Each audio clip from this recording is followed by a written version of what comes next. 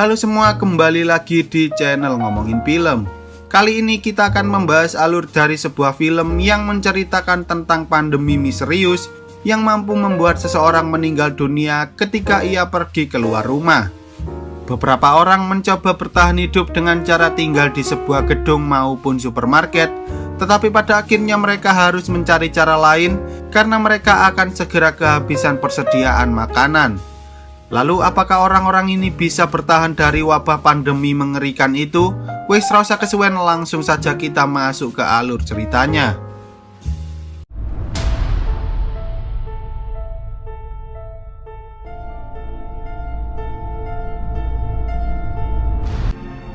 Film ini bermula ketika sebuah pandemi misterius menyebar ke seluruh dunia, yang mana pandemi ini bukan hanya pandemi biasa karena dapat menyebabkan seseorang meninggal dunia hanya dalam hitungan detik ketika mereka pergi keluar rumah.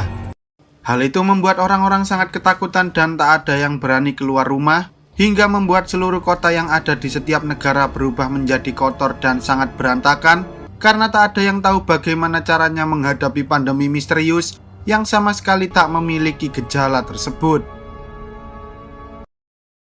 Scene kemudian beralih ke seorang pria bernama Mark Delgado yang telah bertahan hidup di kantornya selama lebih dari 3 bulan sejak pertama kali pandemi itu terjadi. Ia dan beberapa rekan kerjanya memanfaatkan beberapa stok makanan yang ada di kantin, tetapi karena mereka tak bisa berada di sana terus-menerus, mereka pun mencoba mencari jalan lain dengan cara menggali sebuah terowongan, hingga akhirnya mereka berhasil menemukan jalur kereta bawah tanah, lalu film pun baru saja dimulai. Saat Mark selesai melakukan pekerjaannya dan hendak kembali menuju ruangannya, ia menyadari bahwa ada seseorang yang telah mengambil sebuah GPS dari dalam mobil yang terparkir di sana, dan ketika Mark hendak mengambil makanan, ternyata orang yang telah mengambil GPS tersebut merupakan pria bernama Enric, mantan atasannya sendiri. Scene kemudian beralih ke masa lalu saat Enric sedang memarahi Mark gara-gara Mark tak bisa menyelesaikan tugasnya tepat waktu sebagai seorang programmer aplikasi komputer. Enric mengatakan jika hal ini terus berlanjut, kemungkinan besar perusahaan tempat mereka bekerja akan segera memecat Mark. Tetapi untungnya Enric mau memberikan sedikit waktu tambahan agar Mark bisa menyelesaikan program tersebut. Mark berusaha sekeras mungkin untuk segera menyelesaikan pekerjaannya, tetapi entah mengapa program yang ia buat selalu mengalami kegagalan dan ia sendiri tak tahu bagaimana caranya memperbaiki kesalahan itu. Lalu saat Mark pulang, ia disambut oleh pacarnya yang bernama Julia, tetapi meski Julia sudah mengkode-kode agar Mark segera menikahinya, Mark justru mengatakan bahwa ia masih belum siap untuk membangun sebuah keluarga dengan kondisi pekerjaannya yang seperti sekarang ini. Karena Mark tak bisa tidur, ia sempat melihat sebuah berita tentang seorang remaja yang tak pernah keluar rumah selama 6 bulan karena ketakutan, hingga akhirnya ia memutuskan untuk membunuh dirinya sendiri sambil merekam kejadian tersebut. Keesokan harinya, beberapa karyawan merasa ngeri saat melihat berita tentang kematian remaja misterius itu. Tetapi entah mengapa tiba-tiba salah satu rekan kerja Mark yang bernama Rovira justru bertingkah sangat aneh dan ia pun pergi dari sana dengan sangat terburu-buru. Kembali ke masa kini, Mark yang mengetahui bahwa Enric memiliki GPS pun mencoba menawarkan beberapa peralatan yang ia temukan dari loker Rovira agar Enric mau membantunya pulang ke rumah menemui Julia. Awalnya Enric sempat menolak tawaran tersebut karena ia juga ingin pergi ke tempat lain, tetapi saat Mark mengancam bahwa ia akan melaporkan keberadaan GPS itu pada para karyawan lain, Enric akhirnya mau membantu Mark terlebih dahulu. Setelah mengucapkan salam perpisahan pada sahabatnya, Mark dan Enric pun segera pergi menelusuri terowongan kereta bawah tanah yang ada di sana, tetapi mereka berdua memutuskan untuk menghemat baterai GPS itu terlebih dahulu, karena saat ini mereka masih memiliki map tentang lingkungan yang ada di sekitar kantornya. Di tengah perjalanan mereka sempat melihat beberapa orang lain yang mencoba bertahan hidup di dalam terowongan. Bahkan salah satu dari mereka terlihat sangat senang saat ia menemukan seekor tikus yang dapat digunakan sebagai bahan makanan. Lalu setelah mereka berdua berjalan cukup jauh, mereka akhirnya berhasil mencapai stasiun terdekat yang telah dijadikan sebagai tempat perlindungan oleh puluhan atau bahkan ratusan orang yang terjebak di sana. Tetapi tanpa mereka sadari, tiba-tiba saja seorang jambret nakal mengambil tas milik Enric, sehingga mereka pun berusaha sekuat tenaga untuk mengejar jambret itu, karena di dalam tas Enric terdapat GPS yang bisa membawa mereka berdua pulang ke rumah. Ketika mereka hampir menangkap jambret itu, tiba-tiba saja mereka dicegat oleh 3 orang yang ternyata salah satu dari mereka merupakan kakak kandung dari si jambret nakal. Tetapi tak hanya itu, ternyata si kakak ini merupakan seorang polisi yang juga memiliki sebuah senjata api. Karena merasa paling jago dan paling berkuasa di sana, orang itu mencoba mengancam Merc dan Enric dengan menggunakan senjata miliknya agar mereka mau memberikan tas milik Merc. Tetapi tanpa disadari, tiba-tiba listrik yang ada di kota itu mulai mati, sehingga Enric berhasil merebut pistol itu dari si polisi, sementara Merc juga berhasil mendapatkan tas yang berisi GPS tersebut. Singkat cerita, setelah mereka berdua berhasil keluar dari stasiun itu, Merc mengira bahwa Enric akan membunuhnya dengan pistol yang berhasil ia dapatkan dari si polisi. Tetapi dibalik sifat Enric yang sangat tegas, ternyata ia juga merupakan seorang pria yang sangat baik, sehingga Enric pun menyimpan senjata itu untuk berjaga-jaga jika saja mereka mengalami kejadian seperti yang sebelumnya. Scenes kemudian kembali ke masa lalu saat Merc mencoba menyapa tetangganya yang selalu memperhatikan dirinya ketika ia pulang dari kantor. Tetapi saat ia mulai memasuki apartemen tersebut, betapa terkejut dirinya karena di dalam apartemen itu penuh dengan sampah yang menumpuk hingga menyebarkan bau yang sangat sedap bagaikan tempat pembuangan akhir. Si tetangga, sebut saja Pak Udin ini, mengira bahwa Merc merupakan seorang maling, sehingga ia mencoba menyerangnya dengan menggunakan sebuah pisau. Tetapi pada akhirnya Pak Udin melepaskan Merc saat ia sadar bahwa Merc sedang mengkhawatirkan keadaan dirinya. Merc kemudian menanyakan kapan terakhir kali Pak Udin keluar dari apartemen, dan Pak Udin pun menjawab bahwa ia sudah berbulan-bulan tak pernah keluar dari sana. Pak Udin mengatakan bahwa setiap hari ia selalu mencoba untuk pergi dari gedung itu, tetapi entah mengapa ia tak bisa melakukannya karena tubuhnya selalu menunjukkan reaksi aneh setiap kali ia berada di luar ruangan. Keesokan harinya, Merc melihat bahwa Rovira hendak diusir oleh para security gara-gara ia ketahuan menginap di kantor itu selama berminggu-minggu. Tetapi saat para security itu mencoba membawanya keluar dari gedung, entah mengapa tiba-tiba saja Rovira mulai mengalami pusing, kejang-kejang dan sesak nafas, hingga membuat semua orang bingung dengan apa yang sebenarnya terjadi pada Rovira. Merc yang melihat kejadian itu pun menyuruh para security untuk segera membawanya kembali ke dalam gedung. Tetapi sayangnya mereka terlambat karena Rovira telah meninggal dunia terlebih dahulu. Malamnya, Merc sempat merasa resah dan gelisah karena ia menyadari bahwa saat ini dunia sedang tidak baik-baik saja. Tetapi setelah ia mencurahkan semua perasaan gelisah itu pada Julia, ia akhirnya bisa sedikit menghapuskan beberapa beban pikiran yang selalu membuat dirinya merasa tidak tenang. Kemudian ketika Merc terbangun dari tidurnya, ia mengira bahwa Enric telah pergi meninggalkannya. Tetapi ternyata Enric hanya mencari beberapa kantung plastik agar GPS miliknya tak terkena air karena sebentar lagi mereka akan melewati gorong-gorong. Singkat cerita, setelah mereka berhasil menemukan gorong-gorong yang mengarah ke apartemen Merc, mereka pun mulai menjelajahi gorong-gorong tersebut. Dan dengan bantuan GPS itu, mereka pun akhirnya sampai di suatu titik tepat di bawah apartemen Merc. Tetapi karena di sana tidak ada jalur yang bisa mereka gunakan untuk naik ke atas, mereka pun mencoba meledakkan tempat itu dengan menembak tabung gas LPG yang selama ini dibawa oleh Merc. Awalnya Enric dan Merc sempat gagal ketika mereka mencoba menembak tabung itu, bahkan suara tembakannya sampai membuat telinga Merc berdarah. Tetapi pada akhirnya Merc berhasil mengenai tabung dan membuatnya meledak, sampai-sampai Merc harus terpental oleh gelombang ledakan tersebut. Ketika mereka mencoba memasuki apartemen itu, ternyata di sana masih ada beberapa orang yang berhasil bertahan hidup, termasuk tetangganya si Pak Udin. Lalu saat mereka berdua hendak memasuki apartemen Merc, mereka menyadari bahwa orang yang ada di dalam sana bukanlah Julia, sehingga Merc dan Enric berusaha mendobrak pintu tersebut.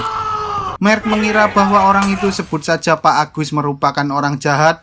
Tetapi saat ia melihat bahwa Pak Agus telah memiliki keluarga, Merk pun mencoba menanyakan keberadaan Julia, tetapi sayangnya mereka tak tahu karena apartemen itu sudah lama kosong sejak pertama kali Pak Agus dan keluarganya datang ke sana. Awalnya Merk sempat putus asa karena ia mengira bahwa Julia telah meninggal dunia, tetapi saat ia melihat sebuah gambar yang menunjukkan bahwa Julia sedang hamil, ia akhirnya tahu alasan mengapa apartemen itu kosong, yaitu karena Julia sedang memeriksakan kehamilannya di rumah sakit. Merk kemudian kembali mengingat hari di mana ia dan Julia sedang bertengkar, gara-gara Merk yang tak kunjung menikahi Julia, padahal mereka berdua sudah hidup bersama selama bertahun-tahun. Karena kesal, Merk memutuskan untuk pergi bekerja meski ia tahu bahwa pandemi telah menginfeksi sebagian penduduk yang ada di kota itu. Lalu saat Merk sudah berada di kantor, ia akhirnya sadar bahwa dirinya telah berbuat kesalahan, sehingga ia pun mencoba menelpon Julia untuk meminta maaf padanya. Tetapi sayangnya orang yang menjawab telepon itu bukanlah si Julia, melainkan temannya yang bernama Andrea, karena saat itu Julia sedang kesal dengan perbuatan yang telah dilakukan oleh si Merk. Merk yang tak ingin kehilangan Julia pun memutuskan untuk kembali agar ia bisa meminta maaf secara langsung. Tetapi saat ia berjalan keluar dari gedung, tiba-tiba ia merasakan sebuah tekanan yang membuat dirinya sulit bernafas, sehingga Merk akhirnya sadar bahwa ternyata dirinya telah terinfeksi oleh pandemi misterius itu. Scene kemudian kembali ke masa kini ketika di luar mulai turun hujan. Merk dan Enric segera mengambil selebar kain khusus agar mereka bisa menampung air hujan sebanyak yang mereka bisa.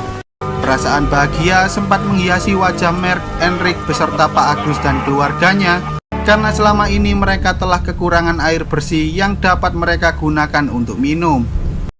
Singkat cerita, setelah Merk dan Enric selesai mempersiapkan perbekalan, mereka berdua pun memutuskan untuk pergi dari sana. Tetapi saat di tengah perjalanan mereka sempat bertengkar satu sama lain, gara-gara Merk ingin mencari Julia sementara Enric ingin pergi menuju ke tempat lain.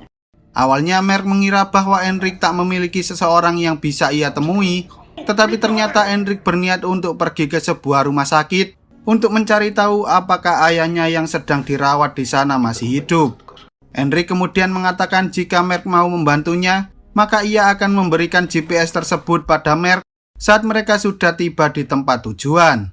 Lalu ketika mereka tiba di sebuah gereja, mereka pun mencoba mencari beberapa barang yang dapat digunakan untuk membantu perjalanan mereka. Tetapi tanpa disadari, tiba-tiba mereka mendengar suara raungan aneh dari dalam salah satu ruangan yang ada di sana. Mereka berdua kemudian mencoba mengecek ruangan tersebut, tetapi saat mereka menyadari bahwa suara itu berasal dari seekor beruang, mereka pun mencoba kabur dari sana karena beruang itu berusaha menyerang mereka berdua. Lalu ketika beruang itu berhasil memojokkan Enric, Merk berusaha menyerang beruang itu dengan menggunakan tombak miliknya, hingga pada akhirnya mereka berdua berhasil melumpuhkan beruang tersebut. Setelah kejadian itu, mereka berdua pun mencoba menikmati lezatnya rasa daging beruang panggang sambil menceritakan tentang kehidupan mereka masing-masing. Sejak saat itulah mereka berdua akhirnya mulai mempercayai satu sama lain tanpa adanya perasaan curiga, karena sebenarnya mereka berdua sama-sama memiliki hati yang sangat baik. Singkat cerita, ketika mereka sedang dalam perjalanan, mereka sempat bertemu dengan sekelompok orang yang mengatakan bahwa telah terjadi kebakaran di sebuah rumah sakit tempat di mana ayah Enric berada. Mendengar hal itu, mereka berdua pun segera memasuki salah satu gedung, dan ketika mereka sudah berada di lantai atas, betapa sedihnya Enric saat ia mengetahui bahwa apa yang dikatakan oleh orang-orang itu benar-benar terjadi. Enric yang sudah pasrah dengan kehidupannya itu pun mencoba melompat dari atas gedung untuk mengakhiri semua penderitaan yang ia alami, tetapi untungnya Merk berhasil mencegah hal itu. Merk kemudian mencoba menyemangati Enric dengan mengatakan bahwa masih ada kemungkinan ayahnya bisa selamat dari kebakaran tersebut, dan setelah Enric tenang, ia pun memberikan GPS serta beberapa biji-bijian dari buah-buahan yang selama ini ia kumpulkan pada Merk, sambil mengatakan bahwa Merk harus segera mencari Julia, sementara Enric akan mencoba mencari ayahnya meski ia tahu bahwa hal itu hanyalah sia-sia. Setelah Mark berjalan cukup jauh, ia akhirnya tiba di sebuah mall tempat di mana Julia dan Andrea bekerja. Namun saat ia mengecek tokonya, betapa terkejut dirinya karena di sana terdapat seseorang yang tergeletak tak bernyawa. Saat Mark mencoba mendekatinya, ternyata itu bukanlah Julia, melainkan seorang wanita tua yang telah meninggal dunia dengan bekas luka di lehernya. Mark kemudian melihat ada sebuah tulisan di cermin yang mengatakan bahwa Andrea masih berada di supermarket yang ada di mall tersebut, sehingga ia pun segera pergi menuju ke supermarket itu. Di sana Mark sempat dicegat oleh beberapa orang yang berlindung di balik troli karena mereka mengira bahwa Mark merupakan salah satu dari orang-orang barbar yang mencoba merebut makanan mereka. Tetapi tanpa disadari, tiba-tiba orang-orang barbar itu benar-benar muncul dan langsung menerobos masuk ke dalam pertahanan orang-orang supermarket, sehingga Mark pun ikut masuk ke dalam sana sambil berteriak memanggil-manggil nama Julia. Tak lama kemudian seseorang akhirnya memanggil nama Mark, tetapi ternyata orang itu bukanlah Julia melainkan Andrea yang selama ini bertahan bersama orang-orang dari supermarket. Andrea mengatakan bahwa dirinya tak bersama Julia karena Julia saat itu sedang pergi ke rumah sakit untuk memeriksakan kondisi kehamilannya. Sayangnya ketika mereka berdua hendak kabur dari kekacauan itu, tiba-tiba atap yang ada di atas mereka mulai runtuh, dan karena Andrea tak berani keluar dari sana, ia pun akhirnya terkena reruntuhan hingga membuat dirinya meninggal dunia. Saat Mark mencoba kabur menuju gorong-gorong, ia sempat diserang oleh seseorang yang hendak membunuhnya, tetapi untungnya Enric datang untuk menolong Mark, meski ia sempat ditusuk menggunakan pisau oleh bocah barbar tersebut. Setelah berhasil kabur dari mall, mereka pun meneruskan perjalanan menuju rumah sakit tempat Julia berada, dan ketika mereka sampai di sebuah bioskop, Mark mencoba melihat kondisi rumah sakit itu, tetapi tampaknya mereka tak bisa menemukan jalan menuju ke sana selain melalui pintu utama. Mark kemudian naik menuju lantai atas, berharap ia bisa menemukan di mana Julia berada, dan ketika ia menemukan seseorang yang sedang duduk di dekat jendela, Mark pun mencoba memanggil-manggil nama Julia hingga akhirnya Mark merasa sangat bahagia saat ia menyadari bahwa wanita itu merupakan Julia. Tetapi saat ia hendak mengatakan hal itu pada Enric, betapa terkejut dirinya karena ternyata Enric sudah terduduk lemas karena ia telah mengalami pendarahan akibat serangan dari bocah barbar yang ada di supermarket. Mark lalu menyuruh Enric untuk tetap menekan lukanya, sementara ia berencana mencari obat-obatan yang dapat digunakan untuk mengobati luka itu, tetapi Enric justru menyuruh Mark untuk tetap di sana menemani dirinya. Sebelum meninggal, Enric sempat mengatakan pada Mark bahwa ia harus bisa melawan rasa takutnya dan menyeberangi jalan tersebut agar ia bisa bertemu lagi dengan kekasih tercintanya, yaitu Julia. Mereka berdua tak pernah menyangka bahwa pandemi ini bisa mengubah mereka menjadi sahabat dekat, padahal sebelumnya mereka merupakan atasan dan bawahan yang tak pernah mempedulikan satu sama lain. Beberapa saat kemudian, Enric akhirnya mengembuskan nafas terakhirnya, sehingga Mark pun sangat sedih karena ia telah kehilangan sahabat yang selama ini sudah membantu dirinya hingga ia berhasil menemukan keberadaan Julia. Dengan perasaan penuh percaya diri, Mark mencoba berjalan keluar agar ia bisa menyeberangi jalan itu, meski ia harus merasakan pusing, mual, dan tekanan yang sangat hebat. Bahkan telinganya pun sempat berdarah akibat gejala yang disebabkan oleh pandemi itu. Tetapi saat ia sudah tidak mampu berjalan lagi, tiba-tiba Julia datang menghampirinya karena ternyata Mark berhasil melewati jalanan tersebut. Selama bertahun-tahun mereka mampu bertahan di dalam gedung itu dan membangun sebuah keluarga bahagia dengan menumbuhkan tanaman-tanaman yang berasal dari biji-bijian pemberian Enric sebelumnya. Mark lalu menamai anaknya dengan sebutan Enric seperti nama sahabatnya, dan ketika Enric pergi keluar rumah, mereka akhirnya sadar bahwa ternyata keturunan mereka telah memiliki kekebalan terhadap pandemi yang sudah menghancurkan peradaban manusia selama ini. Setelah mengucapkan salam perpisahan, mereka berdua akhirnya rela melepaskan Enric agar ia bisa menjelajahi kota bersama dengan teman-temannya yang baru, lalu film pun tamat. Oke lah, sekian dulu untuk video kali ini. Semoga kalian semua terhibur. Jangan lupa untuk support channel ini dengan cara klik tombol subscribe lalu nyalakan loncengnya agar kalian tidak ketinggalan dengan video-video terbaru dari channel ini. See you on the next video dan sampai jumpa.